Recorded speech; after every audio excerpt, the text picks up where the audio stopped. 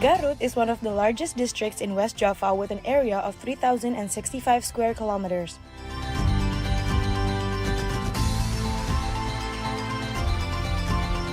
Garut is blessed with a beautiful nature and a culture that is untouched by modernization, making this district a complete one-stop destination.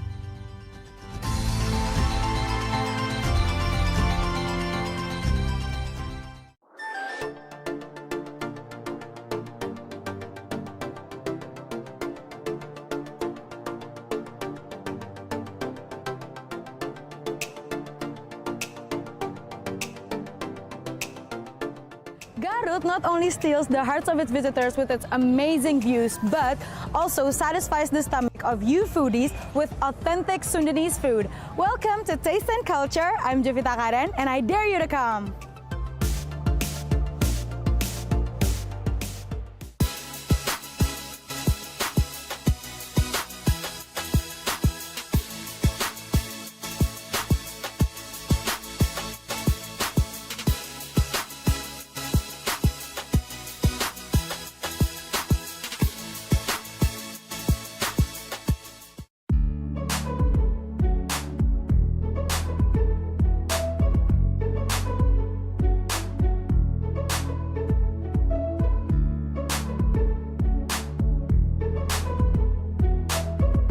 One of the things that makes Garut special is that its lamb are recognized as a wealth of genetic resources for local Indonesian livestock that must be protected and preserved.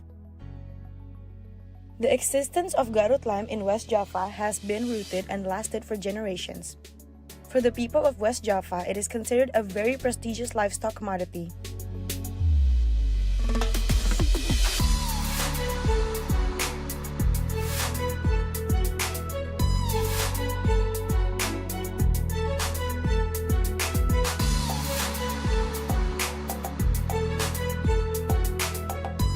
Halo Pak, selamat siang. Selamat siang juga. Saya Jovita. Ya. Pak, ini Bapak lagi ngapain? Ini lagi ngayain domba. Lagi apa? Muterin domba. Diputerin? Ya, Emang buat apa Pak diputerin? buat olahraga. Oh, ini tuh padepokan domba ya? Ya, padepokan domba. Berarti ada banyak domba-domba lain selain dia? Banyak. Boleh lihat ke dalam? Silakan, boleh.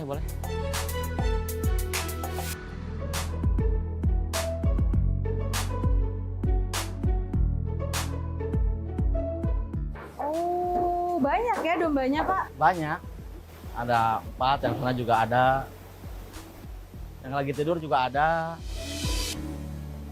Pak, kalau di Garut sendiri ini ada sejarahnya nggak sih domba ini? Ada. Kayak gimana tuh Pak? Dari seni ketangkasan domba Garut, udah dari sananya, dari orang tua sananya, dari leluhur gitu. Berarti sejak zaman dulu tuh emang udah ada Udah ada. domba ini? Iya. Terus dombanya digunakan untuk apa aja Pak di sini? Untuk seni, sama ketangkasan, sama adu gaya. Adu gaya? Ya. Adu gaya tuh gimana Pak? Kayak beradu di tengah lapangan, dia berjalannya, kalau di Sunda mah enakeun. Oh, terus tadi ada apa aja Mas selain apa? Adu gaya, ketangkasan. Ya, Kalau ketangkasan sih gimana? ketangkasan dari segi adunya, segi pukulannya, segi tekniknya, buat seni sama ketangkasan doang. Buat entertainment juga gitu ya? Buat membudidayakan di Garut. Ya. Yang bikin beda domba Garut sama domba lainnya di Indonesia itu apa Pak? Dari segi tanduknya kayak gini, melingkurnya, sama perawatannya beda lah, sama ada dasinya. Dasi? Ya, kayak mahkota di bawah. Kalau perawatannya bedanya itu di mana? Dari segi berenang, dari segi perawatannya, memijit, Dipijit dombanya? dipijit juga, dikasih jamu. Udah kayak manusia ya? Iya, Itu buat apa Pak? Ininya apa kayak manfaatnya untuk domba-dombanya? buat segi tenaga pas dia lagi mundur. Kalau untuk kayak pas dia lagi lombanya itu adu dombanya ya namanya? Ya, Itu umurnya berapa dombanya yang untuk dipertandingkan ya? sekitar 3 tahunan, 4 tahunan.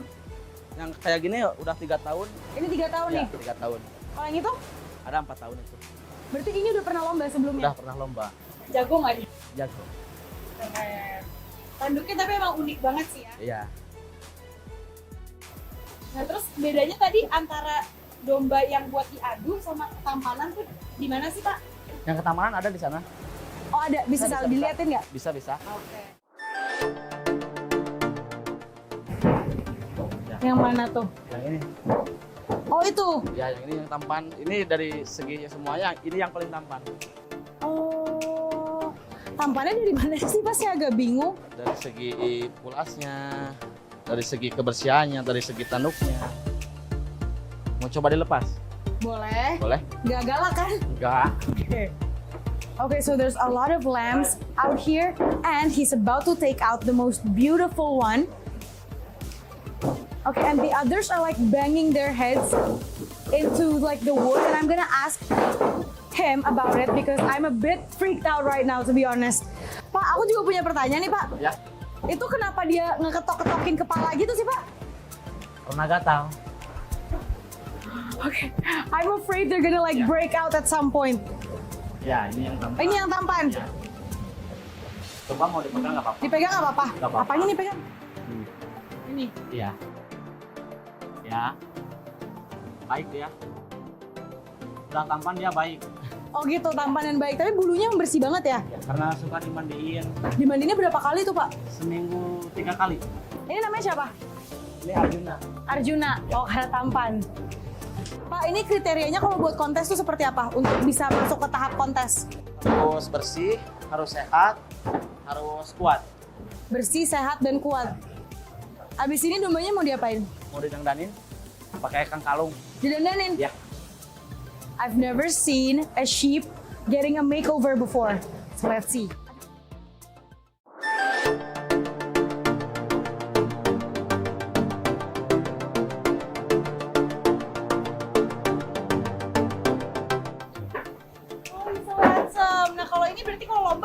Pakai ini. Nah, dia udah pernah lomba belum, Pak? Belum. Belum pernah lomba. Belum. Cuma bahanan mau dilombain. Yang udah pernah lomba terus yang menang tuh yang mana, Pak? Yang itu di sana. Itu lomba apa? Itu lomba adu. Adu. Ya. Terus dia menang juara berapa tuh, Pak? Juara 1. Juara 1. Ya. Terus selain yang itu yang menang lagi nih, Pak, yang pernah ikut lomba dan menang? Yang itu yang putih. Iya. Sama yang itu tuh yang hitam. Itu lomba apa? Adu juga? Soal lomba adu juga. Terus ini harganya berapa, Pak? Dijual nggak sih domba-domba di sini? Dijual. Dijual? Dijual. Harganya berapa tuh range-nya? Jadi tergantung gantengnya, tergantung adunya. Kalau yang ini berapa nih? Ini kisaran 20-an. Kan ini masih muda. Yang paling mahalnya berapa? Paling mahal 100. Yang mana tuh, Pak? Yang di depan yang di sana. Itu untuk apa? Untuk yang adu berarti ya? Iya, yang adu. Tampanan? Iya. Alright, so the lamb from Garut are definitely different from other lambs in all over Indonesia. Not only used as entertainment, but lambs here are also cultural identity of Garut city, and it's also a glue that binds older generations to younger generations in Garut city. Okay, don't worry because after this we will still explore so much more of Garut, so don't go anywhere.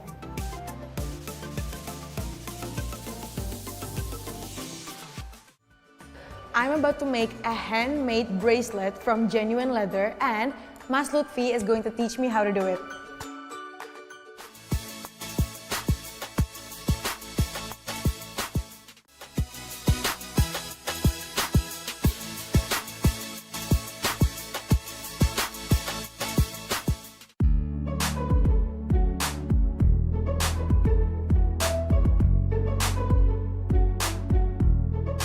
Various processed products made from leather ranging from jackets, shoes, bags to wallets can be easily found in the Sukaranggang area.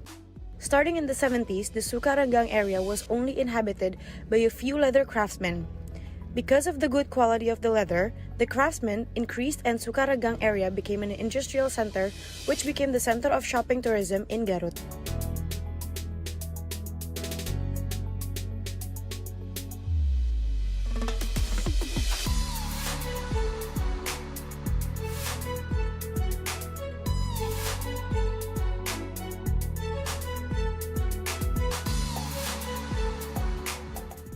This place is a paradise for those who love leather goods. Garut is widely known for their leather fashion, especially in the village of Sukaranggang.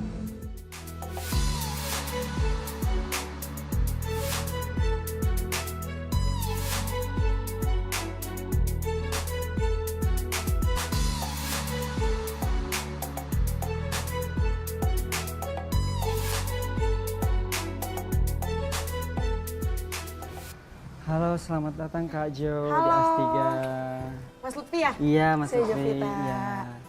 Mas, ini aku udah ngeliat-ngeliat tadi jaketnya keren-keren banget Iya. model-modelnya. Iya. Tapi aku lebih penasaran sama produksinya. Ada nggak sih di sini? Ada di lantai 2. Aku ajak ke atas langsung. Yuk. Boleh? Ayo sekarang.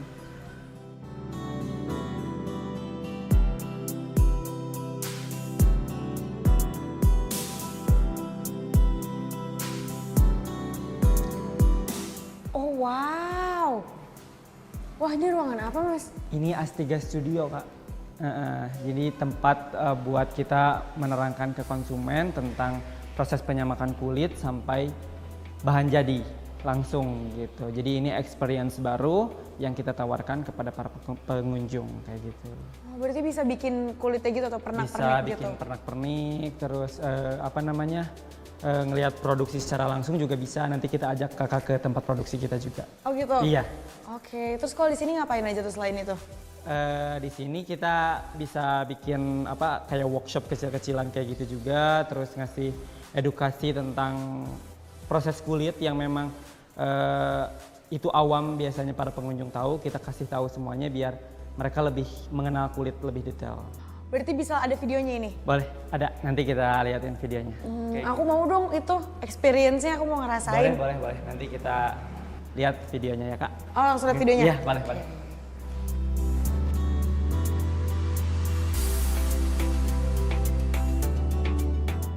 Before being made into leather goods, raw leather must go through a tanning process.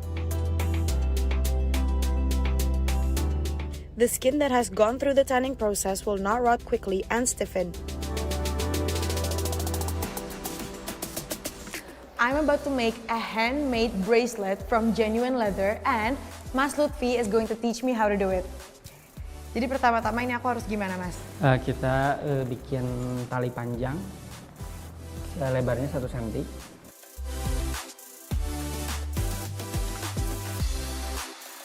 The next step after cutting the leather is adding these little screws on it and then braiding them.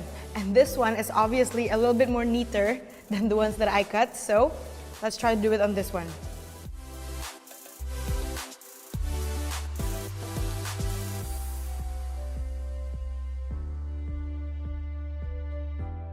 Jadi deh gelang.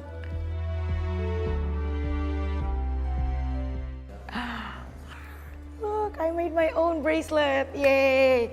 Nah, Mas, ini kan tadi udah nyoba bikin pernak-pernik kayak gelang gitu ya. Kalau misalnya kayak jaketnya sendiri atau tas-tasnya gitu ada nggak di sini? Ada.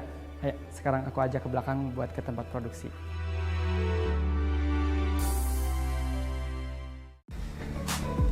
Ini tempat produksinya.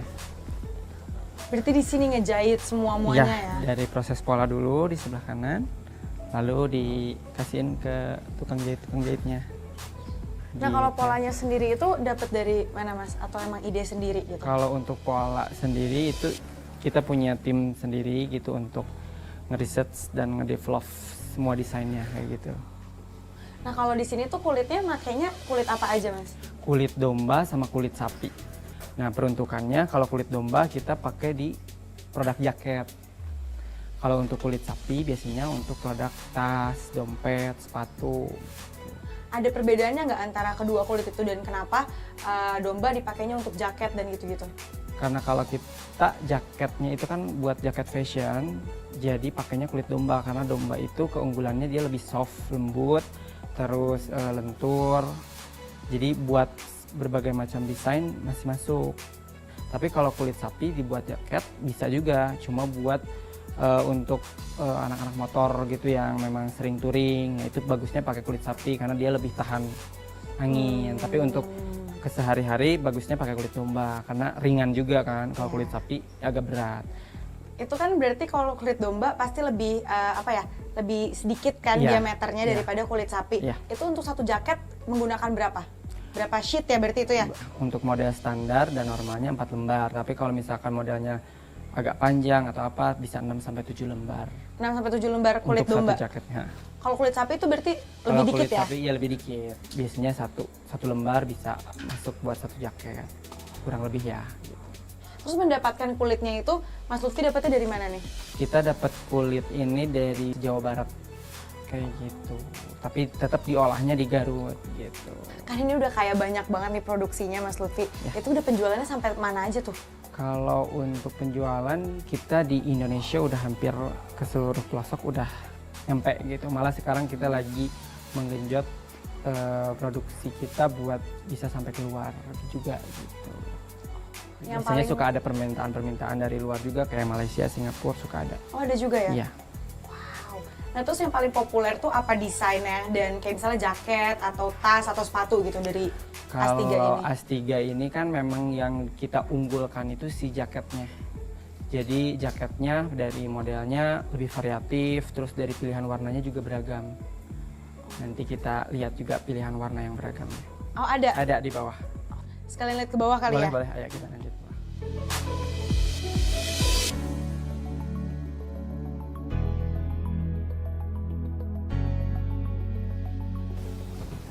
Ini tempat kulitnya tadi Kak.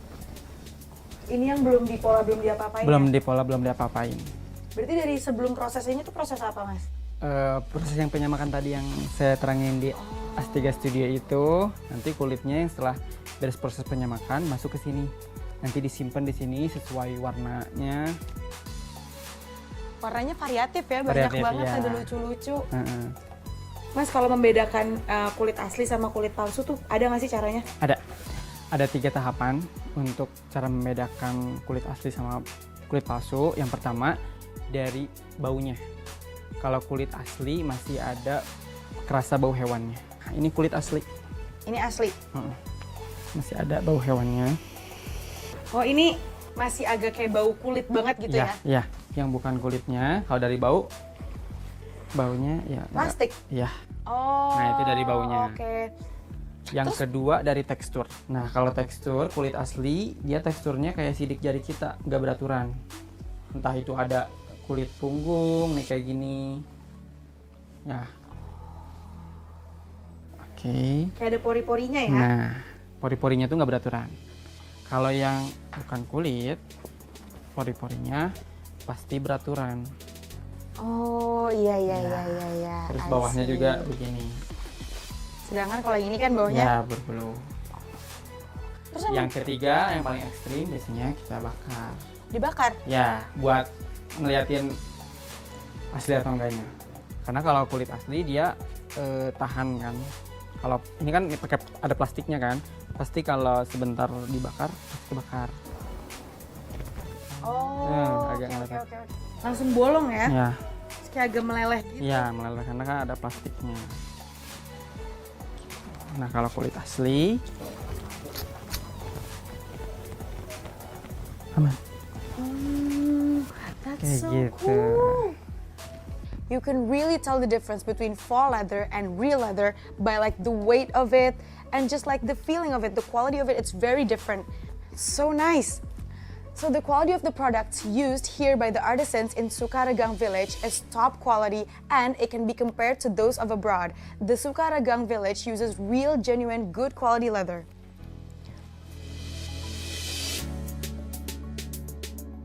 It's so big, the portion of it. Wow, that smells amazing.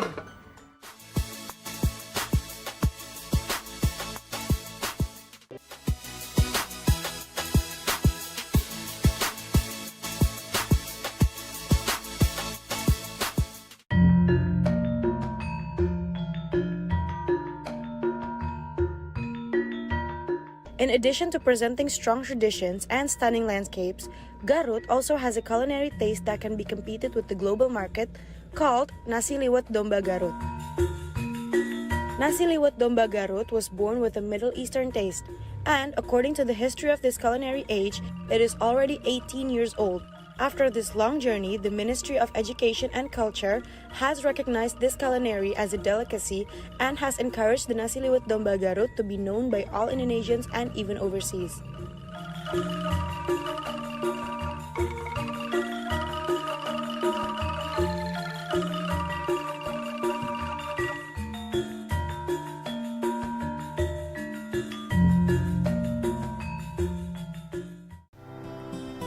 Silakan Kak dodolnya. Halo Mbak, Ini dodolnya banyak banget. Jenis-jenisnya apa aja ini, Mbak? Ini kita ada yang original susu coklat, ada yang dari jagung. Ini jagung. Ya, ini dari angleng, itu namanya angleng namanya. Kalau yang itu apa, Mbak, yang bentuknya Kalau bulat? itu dia buah-buahan, ada rasa melon, stroberi, jeruk, nanas, sirsa, beda-beda. Oke, berarti cukup nih. Aku mau beli ini, Mbak, buat teman-teman aku pada nitip soalnya. Mbak, tapi sebenarnya aku kesini tuh mau nyobain nasi liwet dombanya. Banyak. Ada kan di sini? Ada.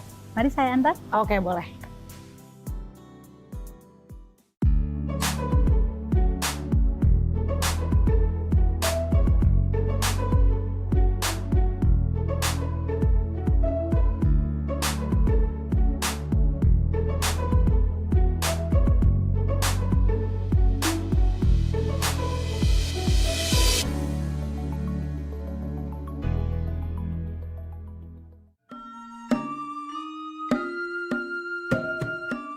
Permisi. Wow. Wah, ini gede banget, Mbak. Oke, makasih ya. Look at this. So let's see the inside of it. Look how cute it is, like the serving. It's so big, the portion of it.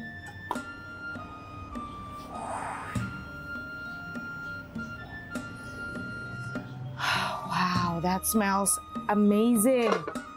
Okay, I don't know where to start, but from the outside of it, this looks beautiful. You can see there's like chopped lambs on top of it. You can see there's some chili and other herbs and spices in here.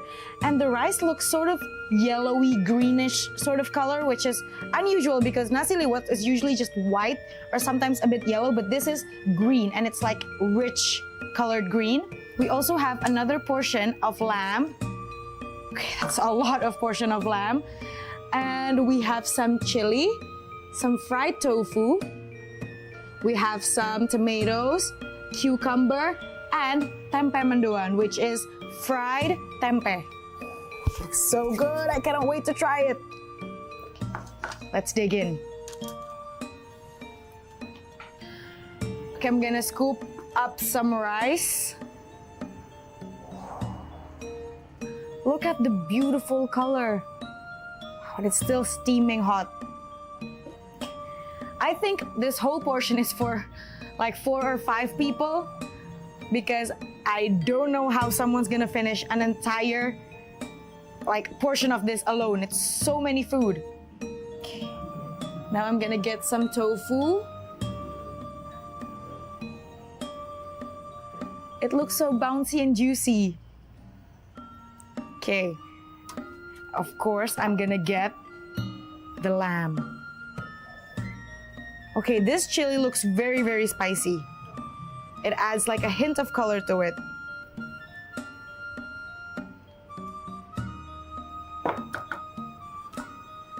Okay, and I see some chili. It looks really tempting. So of course, I'm gonna get some of that as well. Okay, let's dig in. First, I'm gonna try the rice.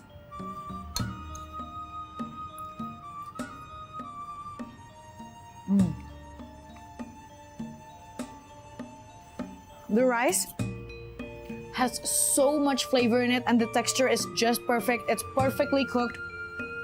This is different from usual nasi liwet because you can taste like Mediterranean spices in it. It almost tastes like nasi kebuli.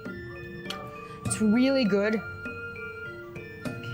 Now I'm gonna try it with the lamb.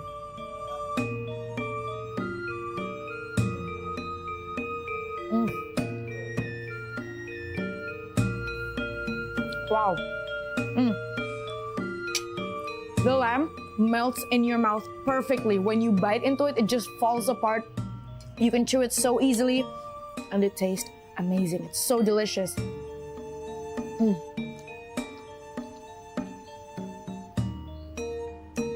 The lamb is absolutely perfectly cooked. All the herbs and spices just absorb into it. It's very flavorful.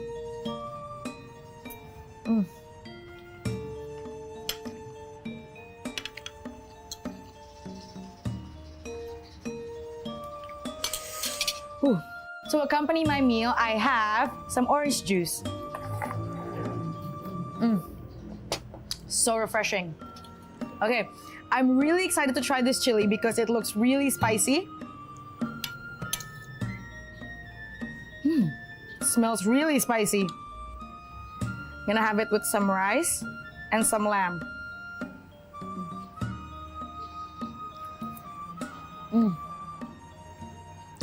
Wow.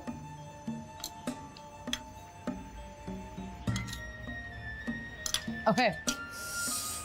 It's a lot spicy. The sambal is salty and I can really taste the garlic in it. But it's also very spicy, so if you don't like spicy food, you should probably just have like a little bit of this chili, not too much. But because I love spicy food, so I'm gonna have a lot of it.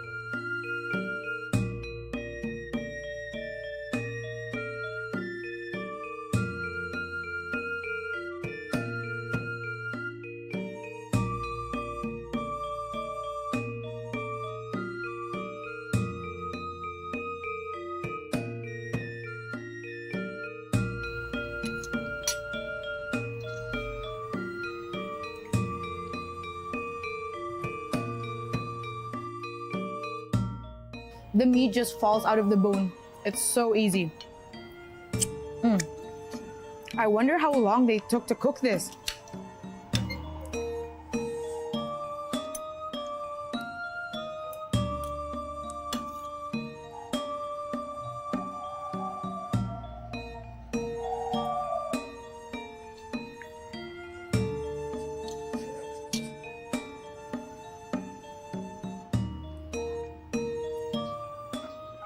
And by the way, look how beautiful my background is. Like the ambience of this restaurant is just so nice.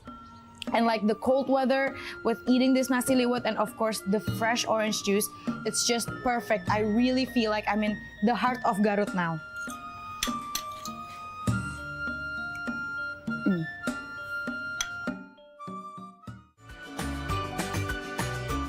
Saya pegel loh. Padahal itu baru beberapa menit ya. Kenyal banget.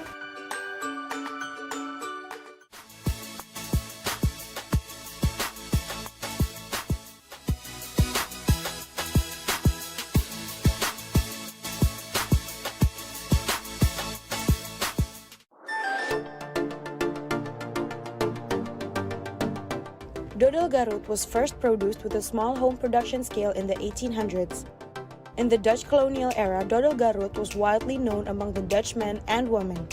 But the official website of Garut Regency notes that dodol began to become an industry in 1926, which was initiated by Mrs. Karsina. At that time, the manufacturing process and the raw materials used were fairly simple.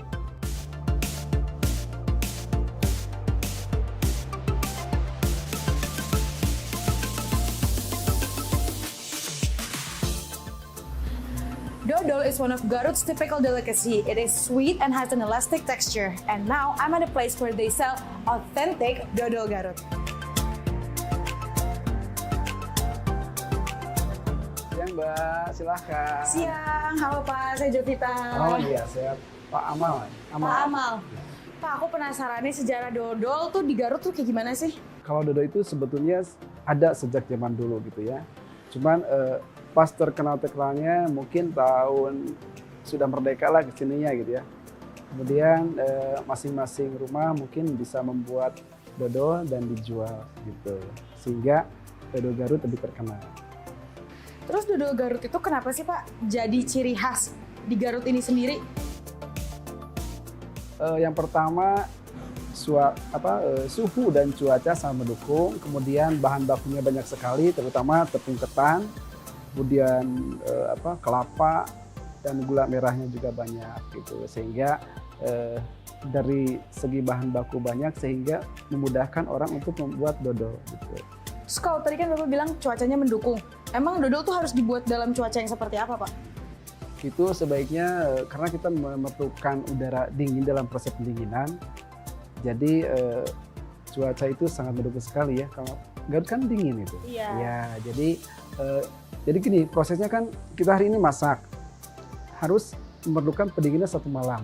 Nah, jadi tidak perlu pakai AC dan sebagainya ya untuk mendinginkan, cukup didiamkan saja 1 malam, esoknya sudah bisa dibungkus. Gitu. Pak, ini bisa diceritain nggak? Udah ada sejak kapan sama sejarahnya bisa bikin toko Bestor ini gimana? Sejak tahun 2003 kita mulai usaha, itu pun kita tidak langsung di sini, kita ada di belakang di gang sana. Awalnya kita produksi hanya sedikit saja, 40 kilo per hari, kadang per minggu gitu ya. Kemudian kita jual ke toko oleh-oleh. Alhamdulillah makin sini usaha saya makin meningkat. Setelah itu karena di rumah belakang sana sudah tidak muat untuk produksi, akhirnya pindah ke sini gitu. Dan itu memerlukan waktu yang panjang. Kita di sini 2011 pindah ke sini. 2011 asalnya dari rumah belakang 2003. Itu alhamdulillah sekarang dari awalnya hanya 40 kilo per hari, sekarang sudah bisa sebelum Covid ya 800 kilo per hari itu. Wow, banyak Ya, banget. Alhamdulillah. Alhamdulillah. Terus Pak, aku tuh pernah nyobain dodol ya waktu itu. Terus aku penasaran itu bahan-bahannya gimana sih? Terus kok bisa sampai legit banget gitu sama kayak kenyal? Iya. Itu bahan utamanya kita tiga aja, kelapa, ketan, sama gula. Kebetulan bahan baku tersebut di Garut itu sudah lengkap semua ada. Proses produksinya itu memerlukan 3 jam. Kalau Mbak mau ikut melihatnya atau mencoba mendorongnya masak, boleh silahkan. Di sini ada. Ada. Aku mau banget tuh kok kayak gitu. Apalagi nyobain-nyobain itu aku senang banget. Oke, yuk kita ke bawah. Yuk.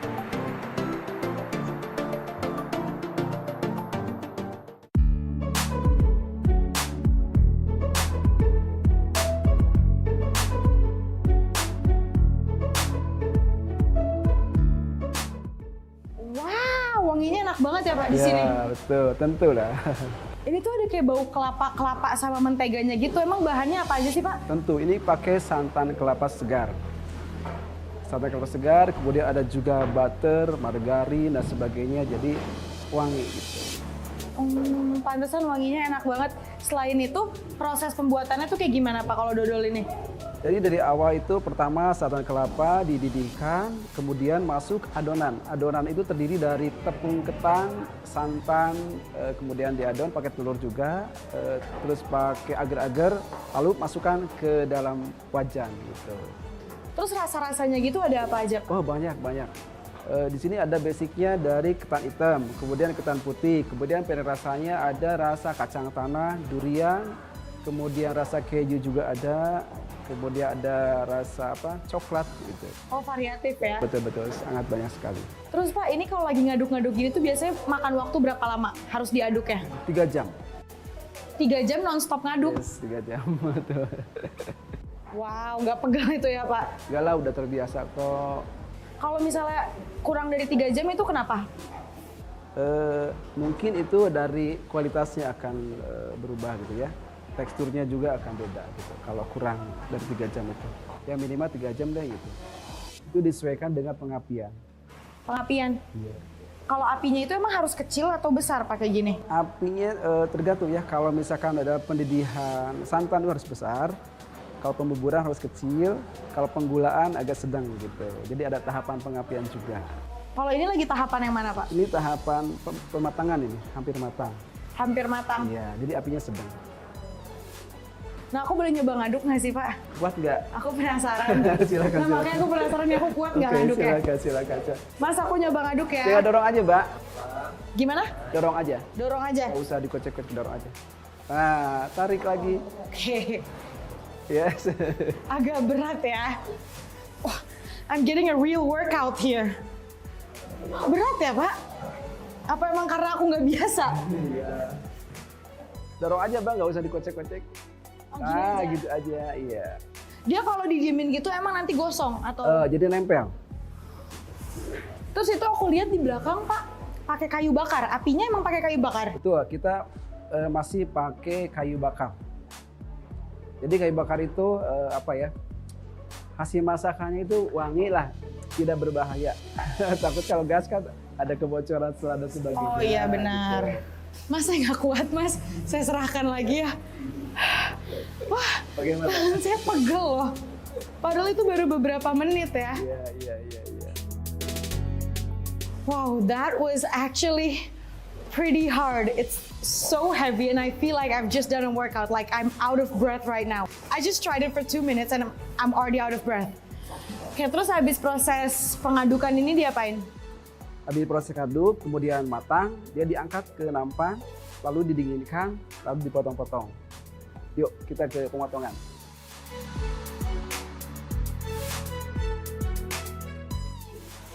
Oh, ini terus proses pembungkusan atau apa, Pak? Ini proses pemotongan dan pembungkusan. Ya, jadi tadi ya udah diangkat, didinginkan, lalu dipotong dan dibungkus gitu. Ini banyak banget yang pada ngemotong. Itu sehari biasanya bisa nge-packaging dan motong berapa? 480 kilo. Oh wow, itu non-stop jam kerjanya dari jam berapa? Dari jam 6 sampai jam 2 biasanya. Kalau sekarang keras sedikit, jam 12 juga udah selesai. Terus Pak, aku mau nanya, ini kan kebanyakan perempuan yang bagian motongnya itu pekerjaannya dari mana aja? Dari lingkungan sekitar sini aja. Tetangga, saudara juga ada sih. Berarti Bapak membuka lapangan pekerjaan ya? Ya, minimal buat lingkungan deh gitu.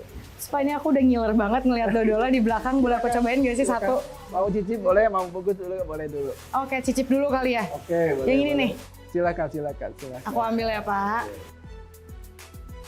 Oke, kalau ini rasa apa nih Pak? Rasa durian. Rasa durian. It's very fragrant. Kenyal banget. Iya. The dodol is very, very chewy. It has like a really nice texture when you bite into it. And the durian really comes out of it. Nah Pak, aku udah nyobain ini, sekarang aku boleh nyoba apa tadi, ngebungkus ya, nge-wrapping? Oke. Udah cuci tangan kan? Udah? Udah tadi sebelum masuk. Oke, sekarang silahkan belajar bungkus. Coba Pak contohin dulu, saya takut salah. Terus ini tinggal diguling aja. Diguling. Gitu, betul. Ih, bisa. Yes. Nah, terus udah diguling gini. Lipat lagi. Gitu. Bungkus deh kayak kado, kiri kanan. Langsung ditekan begitu. Gitu. Nah, betul. Yang satu lagi, permukaan satu lagi. Yes. Coba deh. I wrap my very own dodol. Oke, bagus kan? Enggak Pak, jelek, yang lainnya tuh rapi-rapi, terus cepet-cepet. Aku ngerjain satu aja kayak lama banget. Belum terbiasa dan tidak biasa gitu. Oke Pak, terus kalau habis ini prosesnya apa lagi nih setelah di wrapping? Habis di sini dipres dulu. Habis dipres langsung masuk ke pengemasan. Lihat pengemasannya kali ya. Silakan.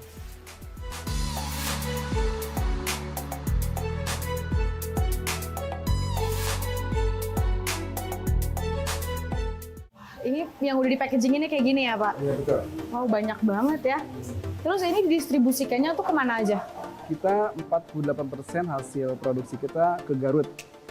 Garut 40%, kemudian ke Jakarta 20%, Bandung 15%, lain-lainnya ke luar kota, pulau-pulau gitu. Berarti emang udah keluar Garut juga ya? Udah keluar pulau juga. Terus ini dalam sehari tuh keluarnya bisa berapa packaging? Kita satuannya 480 kilo. Ini kan isinya 250 gram ya. Jadi tinggal kali 4 aja gitu. Oh, banyak banget berarti ya.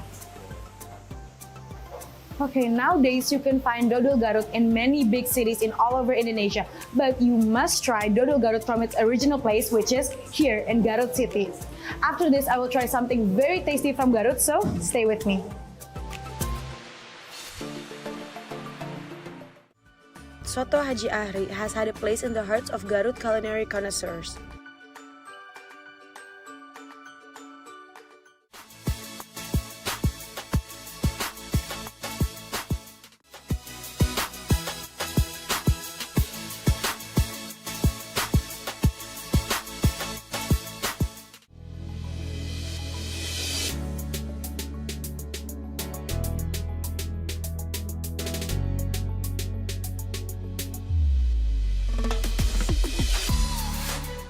Enjoying a bowl of delicacy with the colonial-era recipe Soto Haji Ahri. Opened since 1943 with the unchanging taste, this soup is most sought after because of the deliciousness of the super soft meat and the savory yellow coconut milk sauce. Since its establishment, Soto Haji Ahri has had a place in the hearts of Garut culinary connoisseurs.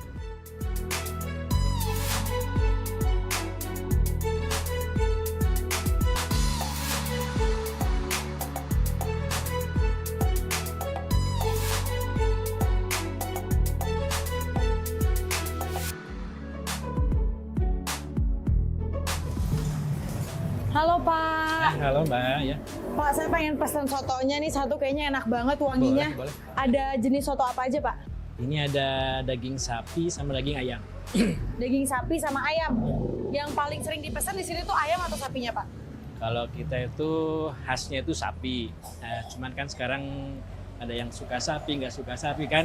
Kan saya yang ngadain soto ayam. Nah, Oke Pak, aku mau deh pesen si sapinya ini dibikinin di sini kan ya sekarang? boleh, silahkan. Pak, tadi aku juga penasaran itu kenapa ya kok masih pakai arang ya masaknya ya? Ya, nah, Itu biar apa?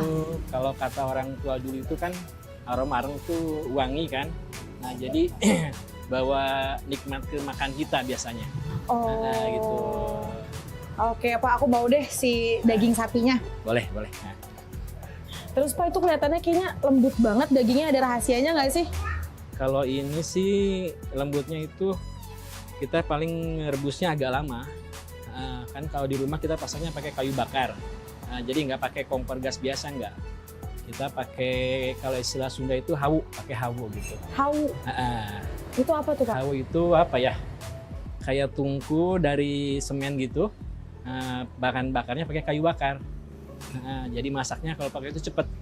Paling 2 jam udah matang. 2 jam udah matang. Itu dagingnya udah empuk gitu ya? Udah empuk banget gitu. Baiklah, aku mau coba deh Pak. Oke. Terus ini Bapak udah jualan soto ini dari kapan Pak? Sejarah soto ini tuh gimana? Itu dari tahun 43. Waktu zaman kakek saya. Sekarang sih baru generasi kedua.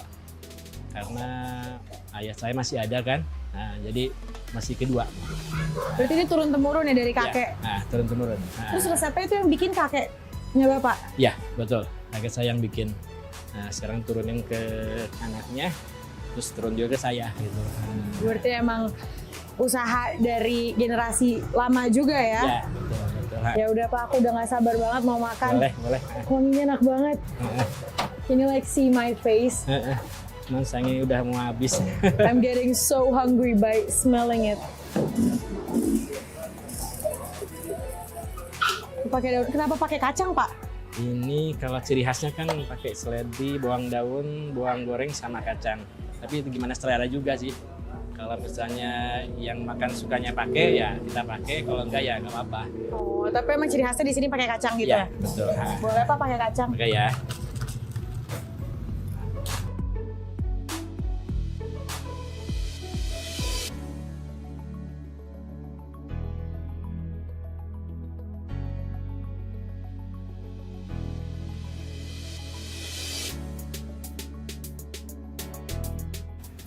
Silahkan duduk, Mbak. Oh iya, langsung duduk aja berarti. Ya.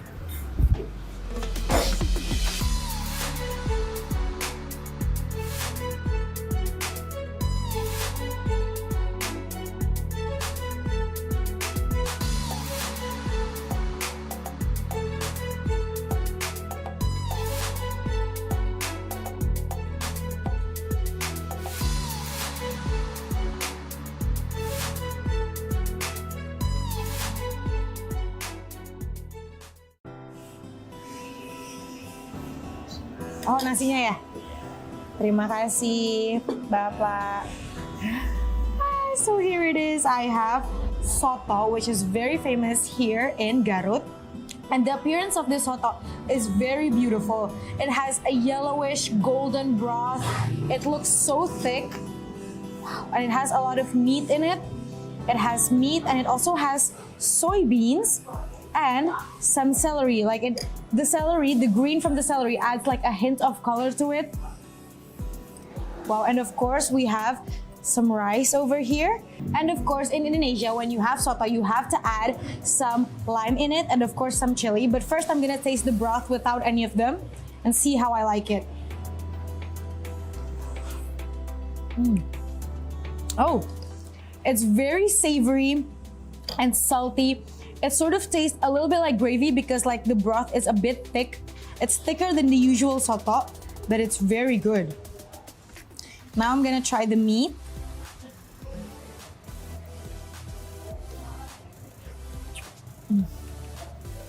Wow. The meat is really succulent. When you bite into it, it gives you a taste of like this smokiness.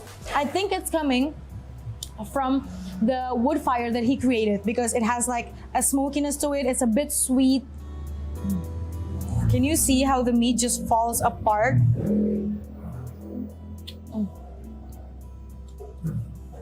Wow. Okay.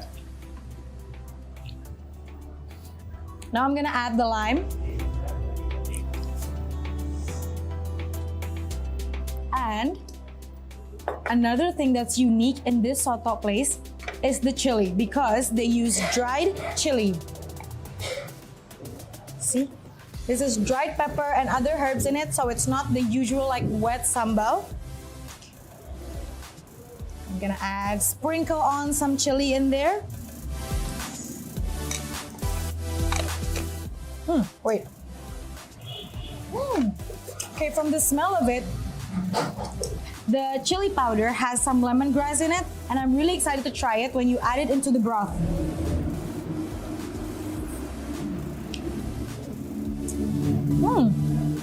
Adding the lime in it is the perfect way to eat this soto because it adds like a tangy flavor to the rich broth.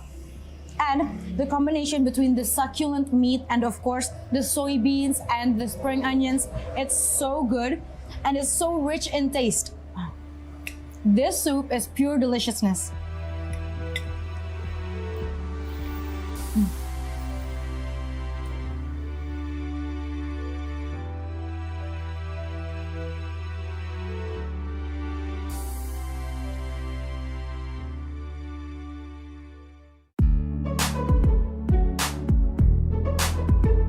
Garut has its own charm with familiar traditions and simple typical culinary with a luxurious taste. Visiting Garut made me immersed in the pleasures of art, pampered with special food and the friendliness of the local people. Even if you visit often, there's always something new for you to taste and discover. After Garut, I will explore another hidden gem of West Java that holds a treasure trove of legendary culinary traditions and cuisines. I'm Jovita Karen, and I dare you to come!